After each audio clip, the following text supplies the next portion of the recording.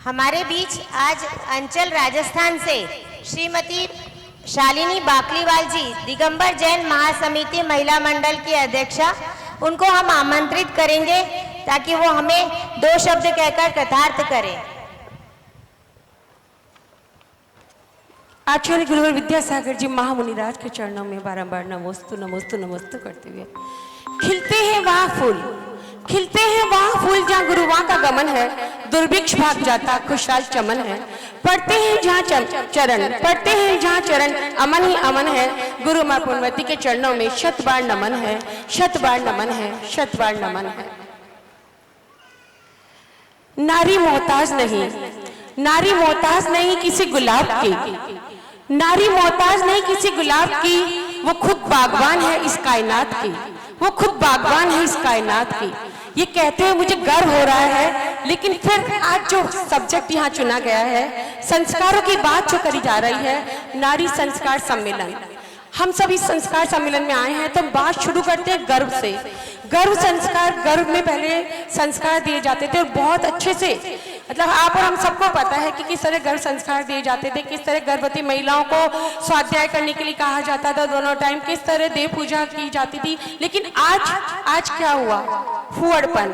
क्या करते हैं हम? बेबी शावर के नाम से, बेबी शावर के नाम से फुहड़पन का खुला प्रदर्शन करते हैं। देखिए, जब बात यहाँ विचारों की हो रही है, क्योंकि अगर आपके पास 1 रुपया है और मेरे पास भी 1 रुपया है, हम आपस में बदल लेंगे तो कुछ भी हासिल नहीं होगा। और अगर मेरे पास एक विचार है और आपके पास भी एक विचार है, आदान प्रदान कर देंगे तो हमारे पास 2 विचार हो जाएंगे। मुझसे पहले भी पूर्व में वक्ता आई, बहुत अच्छी अच्छी बातें उन्होंने कही। डॉक्टर ममता जी आई, वो विदेशों में रहकर भी किस तरह संस्कृति का और धर्म का परचम विदेशों में फहरा के आई। एक उदाहरण है हम सबके सामने, जितनी भी तालियां उनके लिए बजाई जाए वो कम होगी।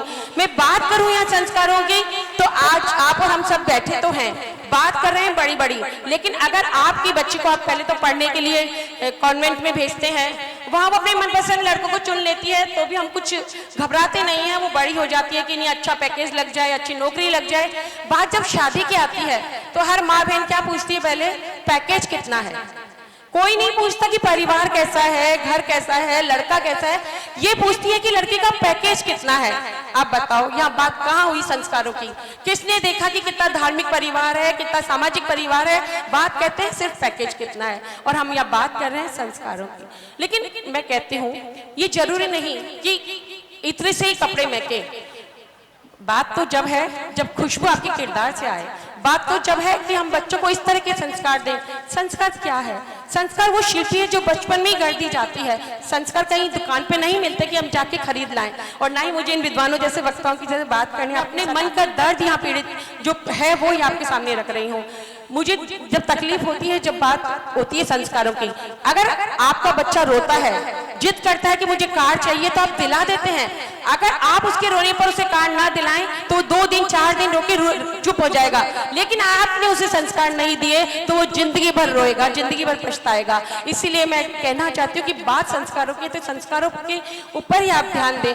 मुझे गर्व होता है कि मैं दिगंबर जैन महासमिति महिला अंचल राजस्थान की अध्यक्ष हूँ। आज गर्व इसलिए है कि उसकी संरक्षक शिरोमणि व्रती शाविका सुशीला जी पाटनी है, जिनके साथ खड़े होने पर भी हम गर्व महसूस करते हैं। आज 30,000 महिलाएं उनके पद पर चलने के लिए व्याकुल हैं। वो उनको देखती है, उनका चरित्र देखती है, वो किस तरह त्यागी व्रती, एक भामाशाह परिवार में होकर भी त्यागी व्रती होकर कैसे धर्म का परचम देश में फहरा रही हैं। और ऐसे ही अपने बच्चों का, अमिता जी को भी आप देख रहे हैं किस तरह धर्म का परचम अपने परिवार के साथ कैसे सबको संस्कारित कर रही हैं। अभी बात मुझसे पूर्व वक्ता ने की कि हम बच्चों को गुरुकुल में भेजें, और हमारे साथ राष्ट्रीय अध्यक्ष शीला जी डोरिया, जो कि संत सुधा सागर बालिका छात्रावास समन संस्कृति संस्थान, आप चाहें तो 10th के बाद अपनी बच्चियों को वहां पढ़ाएं।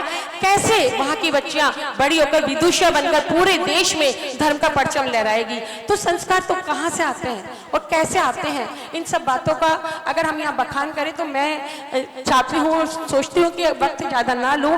गुरु माँ हमारे बीच है, और हम सुशीला जी और शीला जी जैसे लोगों के साथ कदम से कदम मिलाकर चलें तो पूरे देश में धर्म का परचम लहरा सकते हैं। माताओं को संस्कारों की बातें कर कर उनको पद दिखा सकते हैं, राह दिखा सकते हैं। और फिर जब आपके नगर में गुरु माँ पधारी हुई हैं तो हर पल आप लोगों के लिए स्वर्णिम है कि आप गुरु माँ से ये सीखें कि किस तरह, अगर हम, ठीक है ये बात सच है कि अभी मेरे से पूर्व बहन ने कहा कि आज हम पश्चिमी संस्कृति के रंग में रंग गए हैं, ये गलत नहीं है, लेकिन हम उससे वापस बाहर भी तो निकल सकते हैं। अपनी संस्कृति को बचाने के लिए हम फिर से जाग भी तो सकते हैं। क्या सोया वो फिर से नहीं जागता? तो हमें जागना है, क्योंकि कहते हैं चर्मकार के घर चंदन रोता है, चर्मकार के घर चंदन रोता है, विधवा के हाथ में कंगन रोता है। लेकिन अपने आप को गुरुओं को समर्पित कर दो, अपने आप को गुरु माँ को समर्पित कर दो, फिर देखो कैसा तुम्हारा हर क्षण अभिनंदन होता है, कैसा तुम्हारा हर क्षण अभिनंदन होता है। तो आप सभी लोग गुरु माँ को अपने आप को समर्पित करें, और जो शंखनाद हम करना चाहते हैं, इस सम्मेलन का जो रिजल्ट निकलना चाहिए, जो परिणाम निकलना चाहिए, हम सबके विचारों को सुने और खुद के अंदर मन में झांके कि हम कहाँ गलत हैं, हमें क्या करना है, क्या नहीं करना है, तो ही ये सम्मेलन सफल होगा। इन्हीं बातों के साथ मैं अपना स्थान लेती हूँ और यही कहती हूँ कि जिंदगी में अच्छाइयों को चुनते चले जाओ, और जहाँ मिले गुरु माँ जैसी माँ, वहाँ अपना शीश झुकाते चले जाओ, झुकाते चले जाओ। जय जय।